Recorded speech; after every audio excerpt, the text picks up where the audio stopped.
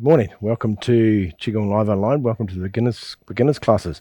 Sorry, a bit late coming today. We had a few people still on the YouTube. We're actually moving from our Zoom meetings to YouTube, and we had a few people on, so we're just rearranging a bit. But welcome to the class.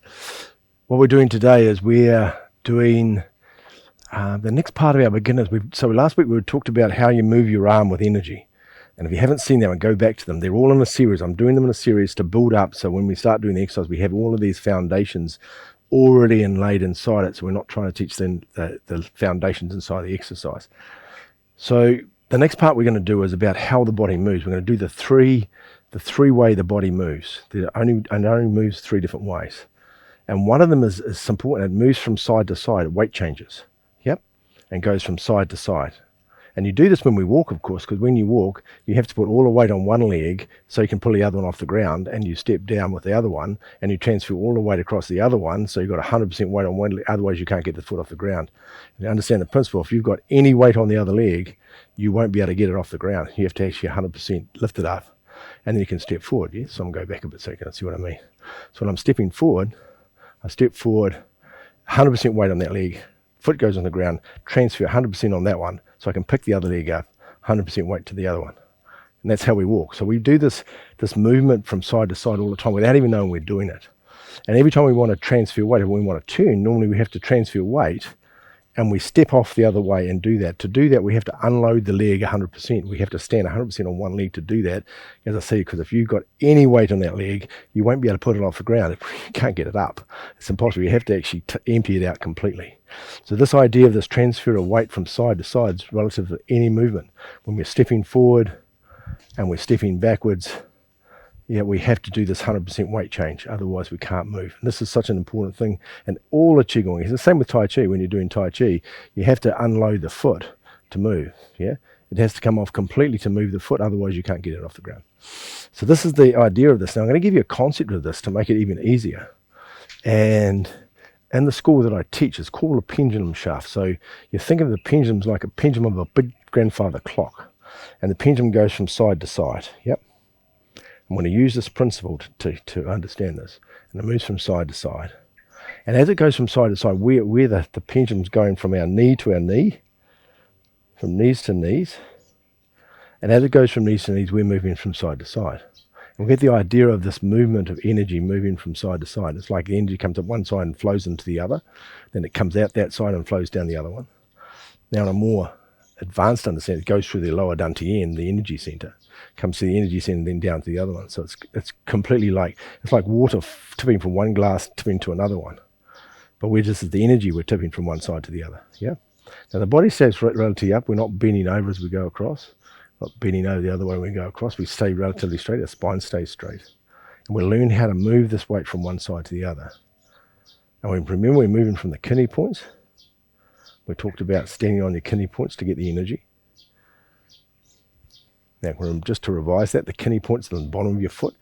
There's only one acupuncture point in the bottom of your foot, and it's kidney 1. It's just, don't mind my clean foot, it's just there between the pads, the two pads, right in the middle of the foot. It's K1 and it's called bubbling spring. Now we're moving from that point, we're standing on that point. Remember, there's no weight in our heels are just touching the ground. Our knees are slightly bent, and we're moving from a kidney point to kidney point, from one side to the other. And we're transferring weight from side to side. And we're doing this. Yeah. Now this is the one parts of the movement. This is how we move, this is how we walk, this is how we adjust when we step off to move somewhere. We're always doing this.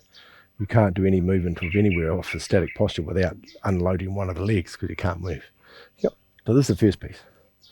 The second one's rotation, where the body to move, you have to rotate your hips. So if I move my hips from side to side, so if I'm standing doing something, I'm holding the dishes, I turn around and I move the dishes, put them down. And so I'm doing this rotation all the time. And we do it a lot in our day without realizing we're sitting at the table. And even if you're sitting at the computer, you turn your hips to go and grab something, and you turn your hips back. You don't sort of reach out like that and sort of keep your body straight and reach out like that. You don't do that. Normally you turn and you reach over and grab it and bring it back. So that rotation happens all the time. It happens in all sports and boxes and fighting and rowing and cycling. You all use your hips, the power of your hips.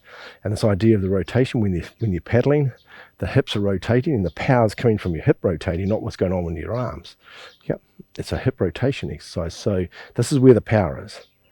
And to do this exercise, move from one side to the other, this rotation, uses more muscles and ligaments than any other exercise in your whole body. The whole pole and go down into your legs, from your hip joints, the whole pole come up from your hip joints and through your pelvis and the inside to your pelvis and to your spine. They're all rotating when you're doing this. They're all relaxing, releasing, relaxing, releasing as we move. So there's a lot of power in this energy. This is where our physical center's down here and our lower dantian. So we have this idea of rotation. Yep, so now we have, that's the second one. The first one, remember, is weight change. It's the pendulum moving from side to side. Now we have the idea of rotation. Yep.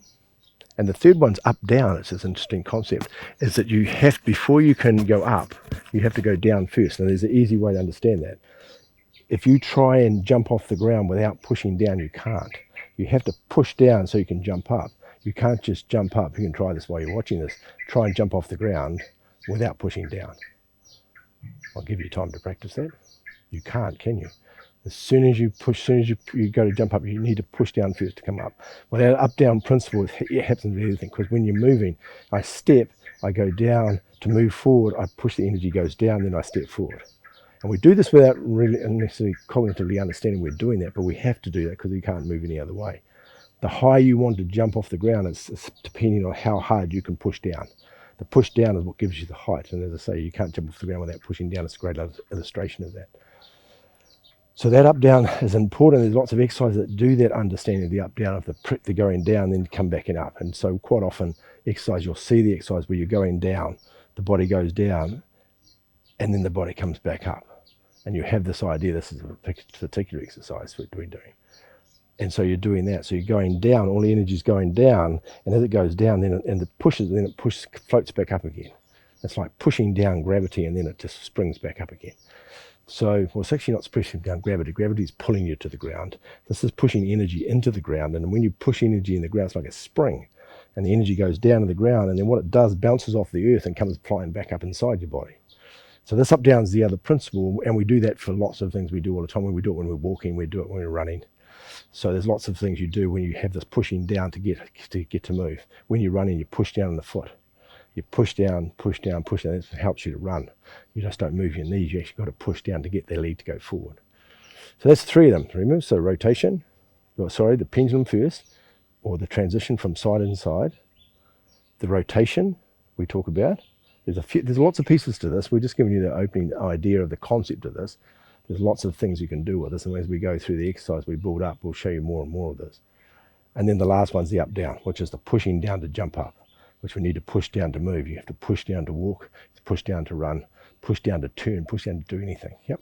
When you're walking up the stairs, you have to push your foot down to bring the other foot up.